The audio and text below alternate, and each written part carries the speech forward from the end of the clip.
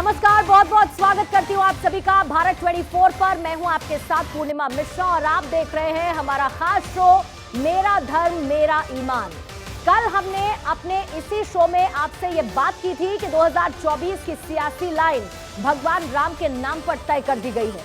23 मार्च को जम्मू कश्मीर में फारूक अब्दुल्ला बोलते हैं राम सबके हैं, तो उसी के 4 दिन बाद जबलपुर में व्यासपीठ से फर्जी पर्ची वाला बाबा धीरेन्द्र शास्त्री ऐलान करता है कि मुस्लिम परिवार के आमंत्रण पर वो 3 दिन की राम कथा कटनी में करेंगे। कश्मीर से लेकर कन्याकुमारी तक राम की सियासत वाली पिच पर खेल खेलने की तैयारी हो रही है। ऐसे में बाबा ने जो ऐलान किया वो रमजान के पाक महीने में किया, जिसकी वजह से ये बयान और भी महत्वपूर्ण हो जाता है। फारूक अब्दुल्ला से लेकर धीरेन्द्र शास्त्री तक नेता हो या फिर बाबा, सब एक ही प्रवचन वाला टेप चला रहे हैं। तो क्या अब 2024 में राम के नाम पर वोट बैंक की लूट मचने वाली है? आखिर क्यों सभी राम में रब देखने लगे हैं? इसको समझना और समझाना दोनों बहुत जरूरी है। इसी पर आज करेंगे मेरा धर्म मेरा ईमान में चर्चा, लेकिन उससे पहले ये रिपोर्ट।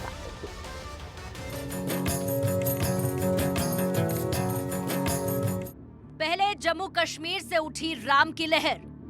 फारूक अब्दुल्ला बोले उनको राम में रब दिखता है। हवा राम की चली तो जबलपुर तक पहुंच गई और जबलपुर में बैठा राम की पार्टी के बाबा ने हवा के रुख को तुरंत पहचान लिया और कर डाला बड़ा ऐलान। और आज हम आपको एक अद्भुत घोषणा करके बता रहे हैं और आप भी सुन करके गौरवान्वित होंगे। अब तक हमारी कथाएं हिंदू परिवारों ने बहुत करवाई, हिंदुओं में होती हैं और होती रहेंगी, लेकिन भारत के इतिहास में पहली बार ऐसा होगा। हमारे बहुत ही प्रिय भक्त और शिष्य कटनी के मुस्लिम समाज से तनवीर खान जी अब कटनी में पूरा मुसलमान परिवार हमारी 3 दिन की कथा करवाएगा। हाँ, जैसे सब तानू कहते हैं, यहां आया भी है, ये बैठा सामने, और ये वहां के ये तनवीर खान, ये जो है तनु वहां के मुस्लिम समाज के अध्यक्ष भी हैं। और इन्होंने आज कहा गुरुजी हमारी भी इच्छा है कथा हो जाए। हमने कहा भाई क्या दिक्कत है, उसमें कथा सुनने में क्या बुराई है? तुम तो पूरी समाज को बुलाओ और तैयार करो, सब टोपी वालों को आने दो और सबको एक होने दो, क्या दिक्कत है राम कथा में? हाँ, इतने खुश हो गए तनु, बहुत खुश हो गए और हमें भी बड़ा अच्छा लगा। अब डेट तो अभी घोषणा नहीं कर रहे, जो भी डेट होगी बहुत जल्दी कटनी में मुसलमान परिवार द्वारा राम की कथा करवाई जाएगी। बोलो जय सिया राम, जय सिया राम। तो देखो भगवान की कथा ही एक ऐसा माध्यम है क्या सारे संसार को जोड़ने का। बागेश्वर वाले बाबा का ये नया खेल है। वो टोपी वालों को एक होने की नसीहत दे रहा है। इतिहास में पहली बार ये काम हो रहा है, ऐसा बोल रहा है। व्यासपीठ बता रहा है कि उनकी राम कथा के इस बार के यजमान तनवीर खान होंगे। Bureau report, Bharat 24। तो मुस्लिम कथा में जुटेंगे, राम राम का नाम लेंगे, हरि हरि करेंगे। आज इसी पर करने वाले हैं चर्चा। फाजिल अहमद इस्लामिक स्कॉलर हमारे साथ स्टूडियो में मौजूद हैं और स्वामी उपमन्यु, आप धर्म गुरु हैं, हमारे साथ इस वक्त स्टूडियो में मौजूद हैं। आप दोनों ही मेहमानों का बहुत बहुत स्वागत करती हूँ। और सबसे पहला सवाल फाजिल अहमद मेरा आप ही से है। अब जब बोल ही दिया है धीरेन्द्र शास्त्री ने, बाबा ने, कि राम कथा का आयोजन होगा, तो सबसे पहले तो ये बता दीजिए फाजिल अहमद, आप जाएंगे राम कथा में शामिल होने के लिए? जब हमारा कार्यक्रम जहाँ होता है, हम जहाँ रहते हैं और वहाँ निमंत्रण आता है, इस तरह के अवसरों पर हम लोग जाते हैं। कोई भेदभाव, कोई बुराई नहीं है हमारी। हम लोग अपने क्षेत्र में जाते हैं, यहाँ भी जो बुलाता है हम जाते हैं। वैसे राम कथा मेरा देखिए, मेरा ना भगवान राम से कोई दुश्मनी नहीं है, ना हिंदू धर्म से कोई दुश्मनी है। मुझे सब अच्छे लगते हैं और हमारे दीन ने भी सिखाया है, लकुम दीन अकुम वलिय दीन। अपने दीन पर रहो, दूसरे की दीन की इज्जत करो। हमें ये राजनीतिक मामला है, राजनीति वाले करने वाले लोग हमें लड़ाते हैं और ये साबित करना चाहते हैं कि हिंदू मुसलमान का दुश्मन, मुसलमान हिंदू का दुश्मन। न तो इस्लाम हिंदू का दुश्मन है, न हिंदू इस्लाम का दुश्मन है। और इसमें कोई भेदभाव नहीं है। हम हमेशा कार्यक्रम में जाते हैं, रामलीला में जाते हैं, तो फिर जन्माष्टमी थानों में जन्माष्टमी मनाई जाती है, उसमें जाते हैं। क्यों इतना हीरो बनकर जा रहे हैं कि ऐसा करिए, राम कथा करिए, और उस पर धीरेन्द्र शास्त्री ये भी कह देते हैं कि मैंने तो कह दिया, आओ सब टोपी वालों आओ। तो ये किसी के पहनावे पर, एक तो आप यजमान जिसकी बात कर रहे हैं, जजमान, उसके एक तो पहनावे पर आप कटाक्ष करते हैं, कहते हैं कि मैंने तो कह दिया टोपी वाले सब साथ में आ जाओ, सब एक हो जाओ। तो ऐसा क्यों फिर? देखिए वो क्या कहते हैं, वो उनकी अपनी फैंस फॉलोइंग है, वो अपने फैंस में क्या बोलते हैं। अपमान तो बाकी लोगों का है ना, मेरी बात समझिए। जजमान का अपमान तो इसके साथ है ना, जब हमारे आप बगल में कपड़ों मन्नू जी पर बैठे हैं, कटाक्ष करते हैं। ये भी तो बाबा हैं, ये भी धार्मिक व्यक्ति है ना, और धर्मगुरु भी हैं। तो धीरेन्द्र शास्त्री की तरह ये काम करते हैं क्या? ये बगल में बैठे, पूछिए, हम लोग साथ चाय पीते हैं, साथ बैठते हैं, कोई बात नहीं है। धीरेन्द्र शास्त्री भी अपना बिजनेस कर रहे हैं, वो धर्म का काम नहीं कर रहे, वो बिजनेस कर रहे हैं। एक पगड़ी पहनने का सुनते हैं 2 लाख लेते हैं। अगर आपको कह दिया जाए भगवाधारी तो ठीक है, या उसमें भी समस्या है। और अगर मुस्लिम धर्म का कोई युवक कहता है कि राम कथा का आयोजन करना है, तो धीरेन्द्र शास्त्री कह देते हैं कि आओ टोपी वालों सब साथ में आ जाओ। तो इस पर किसी के धर्म का, किसी के पहनावे पर यह कटाक्ष की जरूरत क्यों? नहीं, किसने क्या धर्म? देखिए भगवान, उपमन्यु जी से मेरा सवाल। हाँ देखिए, एक बात बताऊं, भारतवर्ष धर्मनिरपेक्ष और गुट निरपेक्ष है, तो इसमें कोई भी चीज, इस चीज की बातें मान्यता नहीं रखती हैं कि कौन क्या कर रहा है, क्योंकि सबको स्वतंत्रता है। और ये जो टोपी वाली बात कह रहे हैं, ये केवल उकसावे में, जो बात अभी फाजिल जी ने कही बिल्कुल 100% इनकी सही बात है। ये राजनीतिक लोग हैं जो हम लोगों को आपस में लड़ाते हैं, उठापटक करते हैं। खान कौन है? बिल्कुल सही है। तनवीर खान कौन है? ये भी राजनीति से प्रेरित है, ये भी अपनी राजनीति ढूंढ रहे हैं। ये राजनीति अपनी जगह, अपनी जमीन ढूंढ रहे हैं। ये इनको किसी धर्म से मतलब नहीं है, ये अपनी जमीन ढूंढ रहे हैं, और ये नहीं होना चाहिए। आप करिए, कोई मनाही नहीं है। यही तनवीर जी कहीं होता, राम कथा होती और उसमें जाते, अपने दलबल के साथ में जाते और सुनते, तो बहुत अच्छा लगता। लेकिन केवल ये दिखाने के लिए कि नहीं, अब हमें ये वोट बैंक की राजनीति जो भारतवर्ष में सबसे ज्यादा दिक्कत में है, हम लोग आज भी भाई भाई हैं। महाराज जी, ये बहुत अच्छी बात है, और मेरा धर्म मेरा ईमान भी यही बताता है कि हम सब भाई भाई हैं, कोई बटा हुआ नहीं है। लेकिन मुझे आप ये समझाइए कि संकल्प फिर कैसे लिया जाता है? जब जजमान जाता है और उसको संकल्प लेना होता है, तो उसका तरीका क्या होता है? और खास तौर से मैं ये दोनों ही धर्मों के लिहाज से तो बात एक ही होगी ना। हाँ, संकल्प कैसे लिया जाता है? संकल्प सीधे लिया जाता है कि जजमान आया, उसने कहा गुरुजी मेरे यहाँ राम कथा होनी है। जजमान मान्य होता है या नहीं है? जजमान मान्य होता है या नहीं? गुरु मान्य होता है, जजमान उसका शिष्य होता है। तो फिर क्या उसकी इस बात में कटाक्ष उसके पहनावे को लेकर करना उचित समझा जाता है, या फिर इसमें भी एक दोहरी बात की जा रही है कि टोपी वालों आओ सब साथ हो जाओ? ये गलत है। कह ही रहा हूं, वो क्या पहन रहा है, क्या नहीं पहनना, ये उसकी अपनी स्वतंत्रता है। आप क्या पहन रहे हो, आप क्या नहीं पहन रहे हो, ये हमारी स्वतंत्रता है। इसमें ये कटाक्ष करना टोपी वाले, तो ये इंगित करता है कि वो सारे टोपी वालों को कह रहे हैं कि देखो ये हो रहा है। और जबकि तनवीर जी अकेले हैं। ये बात मत कहो कि तनवीर जी ही खाली मुस्लिम संप्रदाय से हैं, ये गलत हो रहा है बिल्कुल।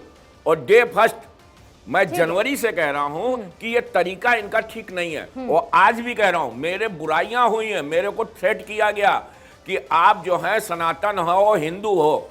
मैंने कहा मैं सनातनी हूं, हिंदू हूं, लेकिन पहले इंसान हूं। सबसे पहले मेरा काम इंसानियत का है। और काश आपकी ये बात इस वक्त धीरेन्द्र शास्त्री सुन रहे होते। मैं उनको कहना चाहता हूं कि खूब आगे बढ़ो, धर्म सम्मान लेकिन ये ढोंग आडंबर मत करो। लेकिन उनकी तरफ से ये ढोंग, ये आडंबर लगातार चल रहा है। लेकिन फाजिल अहमद, स्वामी उपमन्यु महाराज जी ने तो ये बता दिया कि संकल्प कैसे लिया जाता है। धीरेन्द्र शास्त्री जी, अगर आप हमारी बात सुन रहे हैं तो मैं कह रहा हूं आप खूब आगे बढ़िए, लेकिन ये ढोंग आडंबर मत करिए, ये गलत बात है। तनवीर खान कैसे संकल्प लेंगे? अगर राम कथा का आयोजन, एक तरीका होता है। फाजिल अहमद जी से मेरा सवाल है कि तनवीर खान कैसे संकल्प लेंगे? स्वामी जी एक सेकंड रुकिएगा। फाजिल अहमद कैसे? देखिए, मुसलमानों में गरीबी बहुत है, और धीरेन्द्र शास्त्री ने बहुत गुंडे पाल रखे हैं वहाँ, और अगर उसको नहीं, डरा नहीं, धम मैं- सुन लीजिए जो नहीं, अब मैं- मेरी बात नहीं, देखिए, अब मेरी बात नहीं, आने डराना धमकाना सुन ये लीजिए, बात नहीं मानते। मैं मेरी बात सुन नहीं, लीजिए, फाजिल अहमद, सुन लीजिए, ये नहीं, ये बात ये ये बात आपकी करिए, नहीं सुन ये बात लीजिए। मत करिए। एक बड़ी अच्छी खुद चर्चा चल रही है। सुन लीजिए, एक खुद बड़ी धीरेन्द्र चर्चा शास्त्री चल ने रही ये है। बात, खुद धीरेन्द्र स्वतंत्र शास्त्री ने से कही है, धीरेन्द्र शास्त्री ने ये बात कही है। एक ही जगह मुझे इस वक्त खड़े हुए नजर आ रहे हैं। ठीक है, स्वामी उपमन्यु महाराज, आप मुझे बताइए कि तनवीर खान कैसे संकल्प लेंगे, ये बताइए मुझे आप। भाई संकल्प लेने का एक तरीका है। व्यक्ति हमारे पास आया, वो जात का क्या है, गोत्र का क्या है, उससे मतलब नहीं है। उसने हमसे रिक्वेस्ट की कि स्वामी जी हमारे यहाँ राम कथा होनी है, तो एक संकल्प लिया जाता है, उसमें सब कुछ होता है। मासा नाम मास में फलाने माह से, मतलब जैसे चैत्र माह से है, सुबह कृष्ण पक्ष अरे है या सुनिए ना बात, वो ये सब करके संकल्प उसके तनवीर नाम का से सुन कहा लीजिए, जाता मैंने है तनवीर को कि- पढ़ा है, आज न्यूज में आया है। तनवीर थोड़े संकल्प लेगा, वो तो आयोजन में है कि भाई आयोजन अपनी में इच्छा सम्मिलित के आ है, जाओ। जजमान है, अभी जजमान आयोजक- संकल्प नहीं आयोजक है लेगा। तनवीर। जजमान आयोजक संकल्प है। नहीं लेगा नहीं, तो पूर्णिमा कौन जी लेगा, ने ये हमसे बताइए पूछा मुझे। और सुन लीजिए, ये ये भी बताइए। एक ब्रांड अच्छा, की स्टोरी सुन हाँ, लीजिए। फाजिल उसमें अहमद, अरे किसी सुनिए ना। हिंदू को खड़ा किया अरे जाएगा। सर सुन इसको लीजिए, इसको साफ करते चलते हैं ना, इसमें कोई कंफ्यूजन पूर्णिमा नहीं जी, रखते। जो- आपने कहा ये तनवीर भी खान, सही कह रहे हैं। महाराज जी एक सेकंड, तनवीर खान जो है वो जजमान है, जजमान को संकल्प लेना होगा। अब मुझे ये बताइए कि वो बुत परस्ती तो आपके यहाँ मानी ही नहीं जाती ना। हिंदू में भी नहीं, नहीं ऐसा मानेगा। भी हो सकता नहीं, है कि वो नहीं, आयोजक सनातन हो। में भी नहीं है। नहीं, इनकी नहीं, बात सही है, सनातन फाजिल में जी। क्या है? सनातन में भी नहीं है। हाँ। आप पूछ लिए बैठे हैं, उपमन्यु सनातन जी, में भी बुत परस्ती उपमन्यु नहीं जी, है। नहीं है। बुत परस्ती दुनिया तो के किसी इस्लाम में धर्म में मानी बुत परस्ती जाती। नहीं है। लेकिन जब राम कथा का आयोजन होगा, जब संकल्प लिया जाएगा, तो उसमें उस संकल्प में क्या कुछ शामिल होगा? तनवीर खान वो कर तनवीर जी पाएंगे क्या? आयोजक है, मेरी जैसा बात इन्होंने सुन लीजिए। कहा, ये इनकी बात में हम सहमत है। और वो उस टाइम आयोजक में जो जजमान बनाएंगे वो स्वयं नहीं बनेंगे, लीजिए, ये हाँ, मुझे सही कह मालूम है। नहीं तो उनका परिवार ही उनसे बिछड़ जाएगा, मैं पक्की बात कहता हूं। देखिए वसीम नहीं, रिजवी, नहीं, वसीम एक रिजवी सेकंड, हिंदू बने नहीं, ना। मैं इसको थोड़ा समझते हुए, फाजिल अहमद, मैं इसको थोड़ा समझते हुए चलूंगी। महाराज जी ये बताइए कि अगर आप कह रहे हैं बुत परस्ती सनातन में भी नहीं होती, फाजिल अहमद भी कह रहे हैं, तो ये बताइए कि साकार स्वरूप क्या है फिर भगवान राम का? फिर जो तो मान उनका लीजिए, मंदिर तो भी लंबी नहीं बहस बनाना हो जाएगी। चाहिए। देखिए, प्रभु श्री राम को नहीं, वहां मैं पर बता रहा हूं। विराजमान भी नहीं करना चाहिए। नहीं, इतने मैं बड़े स्पष्ट- मंदिर की क्या जरूरत है? मैं स्पष्ट कह रहा हूं, वाहद अल्लाह बादेन कुल्लू खलास, मतलब कि अल्लाह एक, भगवान एक है, उसका नाम आप रख दीजिए। पूर्णिमा जी आप नाम रख दीजिए, राम, रहीम, कृष्ण, करीम, जसूमती और इब्राहिम। मतलब आप पर क्रिश्चियन निराकार तो है ना, हाँ? निराकार तो है नहीं, ना। निराकार नहीं, का- नाम निराकार आप नहीं रखिए। है ना, निराकार यही तो बात है ना। निराकार आप राम, नहीं है, भगवान उनका निराकार तो है साकार ना। स्वरूप है। पूर्णिमा जी आप महाराज राम जी, को मानते हैं, आप साकार राम को स्वरूप मानिए। है। कोई कृष्ण को मानता है, कृष्ण को मानिए। कोई माँ को मानता है, माँ को। कोई शिव को मानता है, शिव। कहीं पे मानिए जी, हमारे यहाँ बंदिश नहीं साकार है। स्वरूप है या नहीं है प्रभु श्री राम का? नहीं, हम लोग साकार साकार स्वरूप मानते है हैं। या हाँ नहीं? बिल्कुल, हम लोग साकार मानते ठीक हैं। ठीक है। हम लोग उसको साकार मानते हैं, लेकिन जो पराशक्ति है, who govern it and who destroy it and who, देखिए वो तो कौन फिर इसको बनाता है। मन चंगा तो कटौती देखिए, में गंगा। नहीं, वो बात जो आप सुनिए, आप मानेंगे मेरी फिर बात वो सुनिए। होगा, बिल्कुल, जो आप नहीं भगवान मानेंगे वो राम नहीं को- होगा। भगवान राम लेकिन जिसको जजमान भगवान नहीं मानते बनेंगे, थे। नहीं, ये अभी लेकिन- से नहीं, घोषणा भगवान करना राम है, जिसको ये अपना भगवान नहीं मानते थे, करेंगे। ये महाराज जानने की जी, जरूरत है। मैं भी सनातन धर्म से भगवान आती हूँ, राम और जिसको प्रभु अपना श्री राम भगवान का मानते हमेशा थे। एक साकार स्वरूप मैंने देखा है। बिल्कुल और है। इस्लाम को जितना मैं जानती हूँ, बुत मानिए। परस्ती उसमें नहीं होती। और अगर कोई जजमान बनकर जाता है तो देखिए, उसको ये- संकल्प लेना होगा, उसकी एक प्रक्रिया होगी। वो कैसे हो पाएगा फाजिल अहमद, ये बताइए ना। जी, मैं बता ये रहा सिर्फ एक तनवीर अहमद, वो तो अपनी पॉलिटिक्स तलाश रहे हैं, छोड़ नहीं, वो दीजिए। जजमान लेकिन क्या दूसरा जरूरत है बैठा उसकी? लेंगे, खुद नहीं बैठेंगे वो। देखिए धीरेन्द्र शास्त्री इधर लगातार मीडिया से आप लोग थोड़ा गायब कर दिए थे बीच में, राजनीति हो रही इसलिए है अब थोड़ा सा वो नया हो रहा है। और उस दूसरी बात इस्लाम की हम जहाँ तक बात करते हैं, अपनी पर्सनल कैपेसिटी पर कोई मुसलमान कुछ भी करे, कोई दूसरा मुसलमान उसको रोक नहीं सकता। ये अधिकार हमको नहीं है कि हम किसी को इस्लाम में निकाल दें या उसके खिलाफ फतवा जारी कर दें। रूबी खान पर्सनल को लेकर क्या कैपेसिटी हुआ सुन था? लीजिए, और गुट निरपेक्ष और धर्म एक निरपेक्ष है हमारा। पूरा तो होने दीजिए, पूरा होने दीजिए।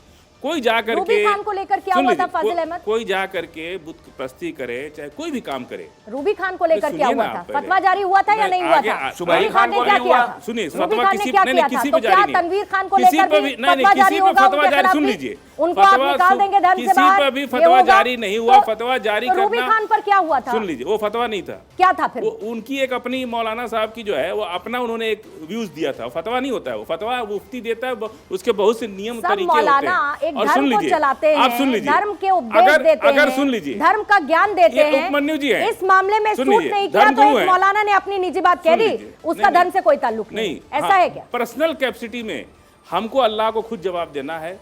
हम फाजिल अच्छा अहमद। करें बुरा करें, फाजिल इस्लाम पर चले नहीं चले, इसका जवाब इसका जवाब अल्लाह को हमें देना है। इस धरती पर पर तो कोई दूसरा इंसान हमें नहीं। इस्लाम से बाहर फाजिल नहीं कर अहमद, इस सकता। धरती पर तो अल्लाह को आप जवाब देंगे नहीं, लेकिन इसी धरती पर बैठे बहुत सारे मौलाना यही जहर उगलते हैं, जो फतवा भी जारी करते हैं, धर्म के बारे में भी बताते हैं, और सबसे बड़ी बात उस धर्म को डिसमेंटल करते हैं। जो धर्म में कही गई बातें हैं उनको उस तरीके से लोगों के सामने रखते नहीं। अल्लाह को तो यहाँ पर जाके, अल्लाह को आपको जवाब धरती पर तो नहीं देना है ना, लेकिन धरती पर जो जहर बोला जा रहा है उसका क्या करेंगे, उसका क्या कीजिएगा? जो मैंने आपसे कहा, कोई भी पर्सनल कैपेसिटी पे कुछ भी करता है वो अपने जिम्मेदार है। सवाब और गुनाह अल्लाह ने फिक्स कर दिया है कि तुमको मौत के बाद क्या रास्ता बनेगा। इसीलिए जन्नत और जहन्नम, स्वर्ग और नर्क क्या है, दोनों में है। हमारे यहाँ भी जन्नत और जहन्नम है और इनके यहाँ भी स्वर्ग और तो नरक मैं है। यानी कि ये मान तो के चलूं, मरने के बाद ही मैं ये किसी का मान भी के चलूं, किसी का मैं भी ये सुन मान के लीजिए, चलूं, जो मिथ है, नहीं, मिथोलॉजी मैं ये जो मान के इस्लाम चलूं कहता फाजिल है, अहमद कि अगर हाफिज सईद मदरसों में जो आतंकवाद की शिक्षा देता है, जो आतंकवाद गुनाह है को वो, फैलाता है, बिल्कुल गुनाह है। वो पर्सनल कैपेसिटी में कर देता गुनाह है। है, उसकी जवाब उनको जाकिर अल्लाह ताला नाइक, अल्लाह उसके जाकिर लिए नाइक जहन्नम का जितनी रास्ता बातें खोलेगा करता अगर है, कोई इंसानियत जाकिर और नाइक इंसान भी का कत्ल पर्सनल करता है तो। कैपेसिटी में करता है, ये मैं मान के हाँ, चलूं। बिल्कुल पर्सनल जाकिर कैपेसिटी से नाइक उसको का और नाम उससे याद है। प्रभावित कौन होता है? पाकिस्तान जैसी उससे कंट्री, फाजिल सुन अहमद लीजिए, प्रभावित। दुनिया- जाकिर सुन नाइक लीजिए, सिर्फ क्या पाकिस्तान में पूर्णिमा बात जी, करता अरे है? सुनिए, आप- हाफिज सईद अरे क्या पूरा- भारत में हम बता आतंकवादी रहे, नहीं बहुत भेजता? अहम बात क्या आपने उठाया। वहाँ के मुस्लिमों को, यहाँ के मुस्लिमों को हाफिज सईद की सोच बरगला नहीं सकती? हम क्या बता आप रहे ये कह रहे हैं? बरगलाती है। हम बता रहे हैं, सुन लीजिए। हाफिज सईद, पाकिस्तान दुनिया का सबसे खराब देश है, हम मानते हैं इस बात को।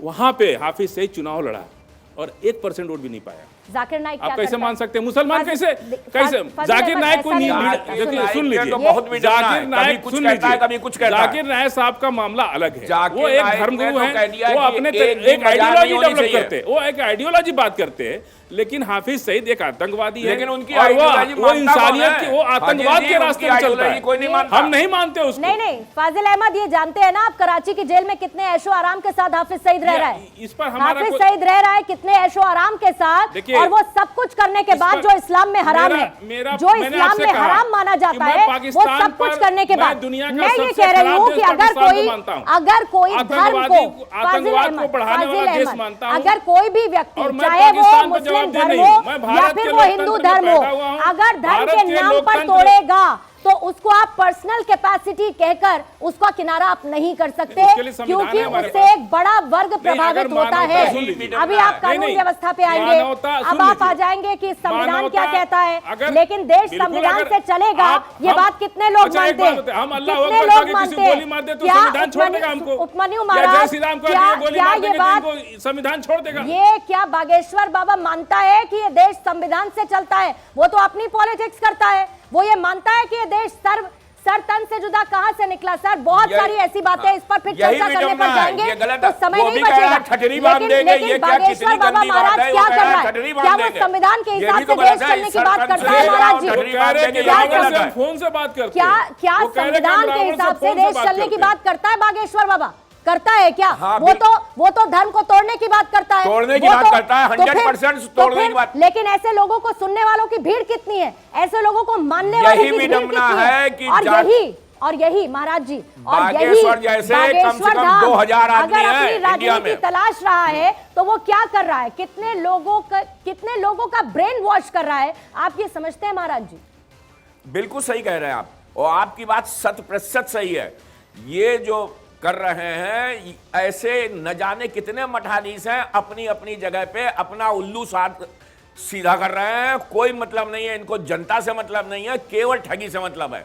और मैं साफ साफ कह रहा हूं एक नेशनल टीवी में बैठ के कि जिस दिन हिंदू और एक हो जाएगा, जिस दिन हिंदू एक हो जाएगा, मैं तो इतना समझती हूँ कि जिस दिन हिंदू एक हो जाएगा, सब एक, ये अलग अलग मठाधीश हैं, एक हैं, लेकिन ऐसे गिने चुने लोग जो देश को धर्म को बांटने के लिए और बैठे हैं हिंदू ना, राष्ट्र ये कभी नहीं बना उनको सकते। सिंहासन पर बिठाने वाले लोग भी बहुत हैं, ये भी मैं मानती हूँ। और खास तौर से जब बात करते हैं ना ऐसे लोगों की, तो ये तो अपनी राजनीतिक जमीन तलाश ही रहे हैं, बस लेकिन ब्रेन वॉश करते हैं ऐसे लोगों का, अपना जो उनको उल्लू फॉलो सीधा कर करते रही है हैं, और उनको कुछ नहीं मानते कर रहे हैं। एक सेकंड, एक दर्शक का सवाल आया है, वो दर्शक का सवाल भी जल्दी से पूछ लेते हैं और उस पर भी जवाब लेंगे, क्योंकि हम दर्शकों से भी सवाल का एक स्पेस रखते हैं कि अगर उनको इससे जुड़ा कोई सवाल पूछना हो।